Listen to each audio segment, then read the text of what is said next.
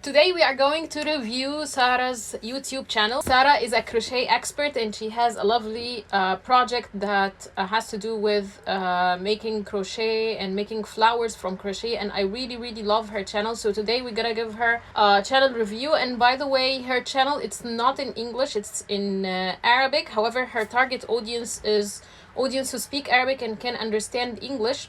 So we're gonna see today how we gonna deal with this type of channel and how we can give her some tips and tricks in order to grow her own YouTube channel and her own business. But before we start the YouTube channel review, I would like to introduce myself quickly for anyone who's new in watching those type of videos. My name is Sama and I'm from Egypt. I'm a YouTube expert. I worked on more than 400 YouTube channels. Some of them exceeded the 10 million subscribers, and I optimized more than 10,000 videos on the YouTube platform. Plus I do have a very strong marketing background, so I know exactly how to turn your YouTube channel into a full business that generates lots of income from you. And right now you are on my YouTube channel, where I provide you guys with lots of tips and tricks on how to grow your own YouTube channel and how to turn it into a business and turn it into a money making machine. So consider subscribing if this is something that will be interesting for you. So actually, when Sarah contacted me, she had lots of questions, so we're gonna see some of the questions that she has. Sarah actually is kind of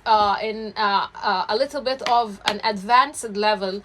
So first of all, I will proceed with my own review for her channel, and I'm gonna tell her some tips and tricks that I have noticed regarding her videos. And then after that, we're gonna see her questions and see how we gonna deal with this. So the first thing, when it comes to her channel, her audience is actually people who speak both English and Arabic. However, well, Sarah, to be honest with you, when it comes to YouTube, you have to understand this, that YouTube is a search engine, so you have to decide what type of audience you will be considering.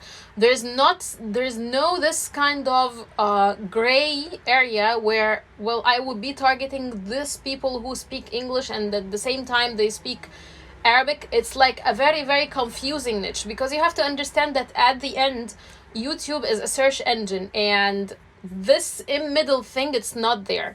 YouTube actually is trying to serve the content for people who are speaking those language.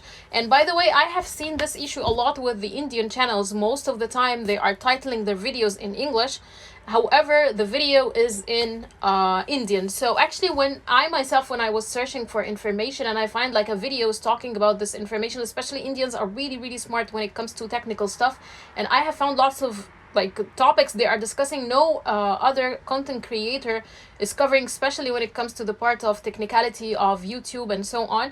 However, the shocking thing is that when I search, I find the video is the title is in English and the thumbnail is in English and everything. However, when I click to watch, it's in Indian.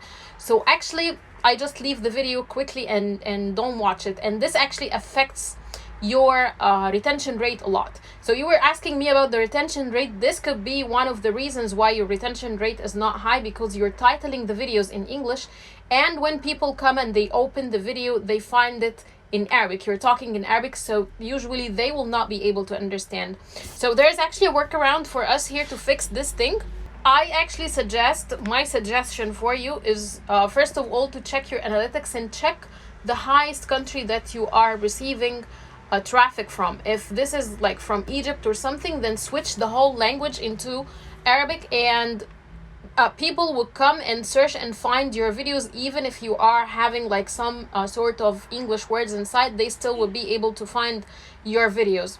And at the same time, you will gain a lot of from the Egyptian audience, since also that you told me that you do have already a project and you're giving sessions, and from what I have seen that you don't have yet any digital product that you're selling online. So mainly you're targeting Egyptian audience or face-to-face courses. This is what I actually got from you, that your courses is kind of face-to-face, or you are providing them here in Egypt. So mainly your target audience are Egyptian people. So what you can do if you want to have the benefit from English audience as well, well, you can do one of two things. You can either add subtitles or captions into your videos, and maybe I can do a video later on how you can do this, on adding subtitles or adding captions to your videos. Or actually, the better solution that I actually love, which is that you create a separate channel, a totally completely separate channel where your videos will be in English. You do like a voiceover in English.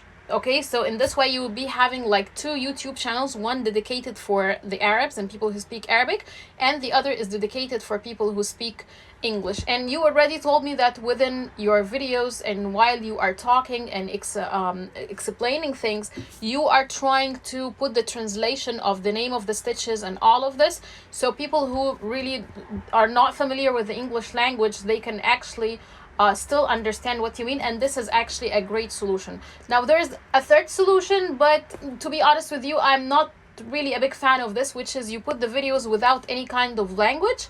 But I believe in your niche it's gonna be kind of a little bit hard, because you know I love crochet, and I try to I actually have my own bags and stuff that I make from crochet. So sometimes I really had a very hard time understanding videos that don't have any kind of someone speaking and telling what you should be doing, especially if you are targeting people who are just at the very start of learning crochet. So this last option of having like just music without any kind of voiceover explaining anything, and you just put like some text doing this and doing that, I believe in your niche it's gonna be a little bit hard. So if you are asking me about my opinion, I would say definitely create two separate channels, one in English and the other in Arabic, and you are fine. You can reuse the content that you have, like the same videos that you have, just add a voiceover in English to them and put them in the English channel and connect both channels together. There's an option here where at the end you can put the two channels here, so if someone wants to watch the English, want to watch the Arabic, so they can do this. So this is when it comes to this part, since you asked me. So regarding this part again, let's just be focused when it comes to this part, which is again the keywords and the language that you use on your channel. You should be consistent. If you're targeting Arabic audience, then make the full titles, descriptions and tags and everything, and the voiceover in Arabic. If you're using like small words in English, it's fine, you can elaborate them in Arabic if you need to. However, this is very, very important, because this is, I believe, one of the biggest reasons why you are having this kind of drop in retention rate. And I also, as I told you, check your analytics and the top countries that visit your channel, so you would understand better. If they are English speaking countries, that's why they are leaving the video so fast, because the title is in English. They are finding your videos when they type a word in English. However, when they open, they are just shocked that the video is another language and they can't understand it. So that's the first thing. Now the second thing, I really love your banner, and I believe that you are just using the correct dimensions when it comes to the dimensions, because as we stated before, guys, that this the channel banner actually it differs from a device to the other. So you have to check your channel and see if it's fitting on the mobile and all the words are clear or not.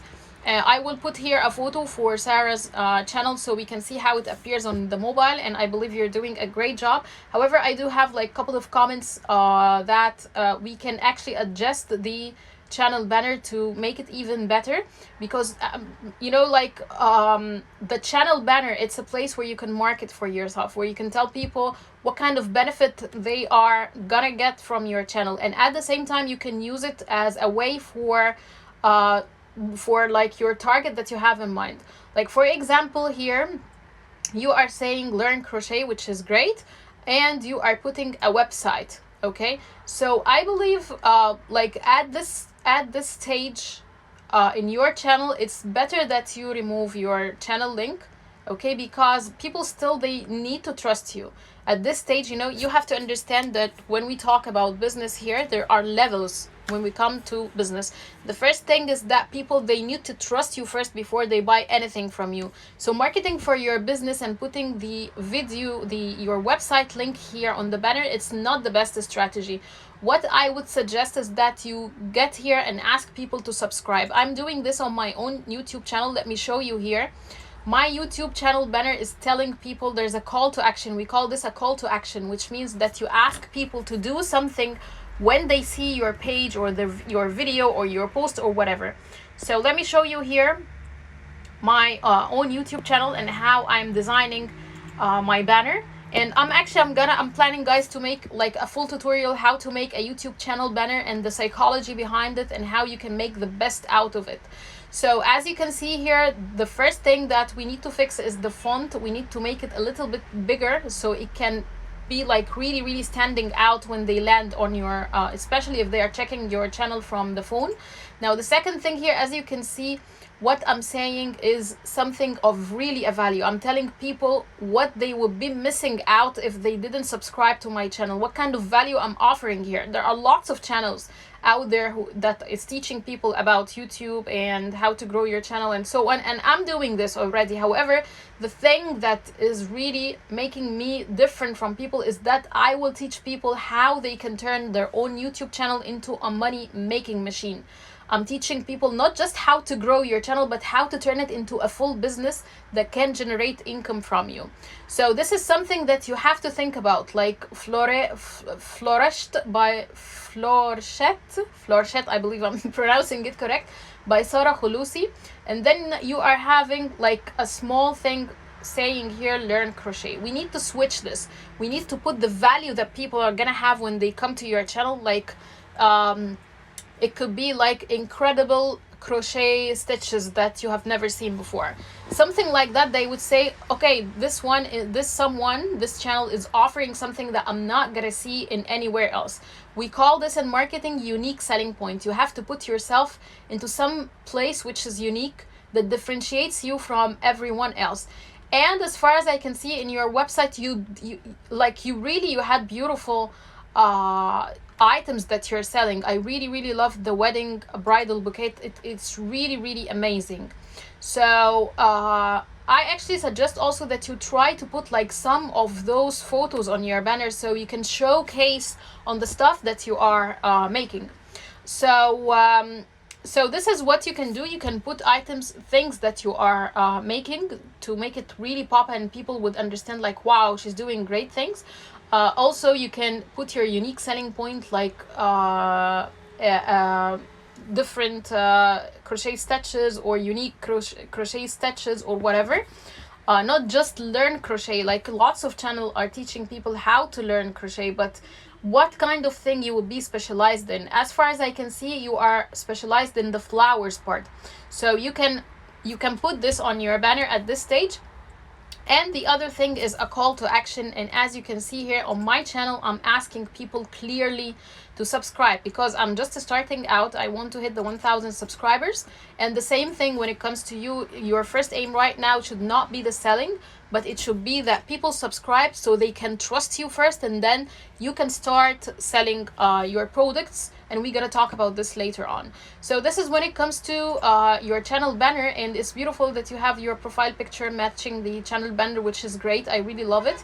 Now let's get back to your channel and let's take a look at your about section, because your about section is this section of the about section, it actually completes the channel banner and completes who you are.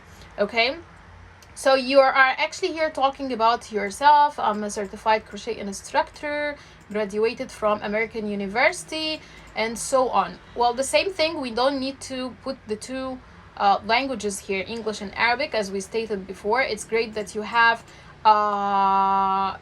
email for collaboration, which is great. However, I want you to make sure that yes, it's definitely it's a different email address from this of the channel login. This is a tip for you: never share your email of the channel with anyone. This is very important, guys, because this is a way that people can hack your channel. So your email for the channel login should be totally and completely secretive. Okay, no one should know about it.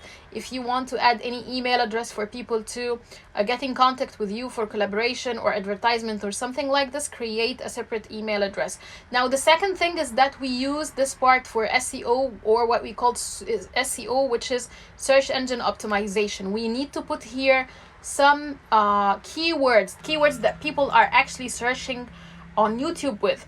So like this kind of information, which is where you graduated from and so on, we can keep it like in a paragraph later on, but the top paragraphs we need to put keywords that people are searching for.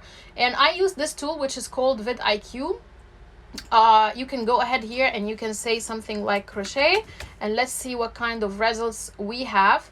Well, actually, currently I don't have the paid version, but I totally suggest, Sarah, that you go ahead and buy the paid version at least for 1 month, so you can pick up the best keywords on your niche. Okay, let's try something like crochet stitches for beginners, for example, and let's see what kind of traffic we have. Well, it's so high. So I recommend that you use this tool and get the paid version, because the paid version can show you all the results that people are searching for when it comes to crochet. Okay,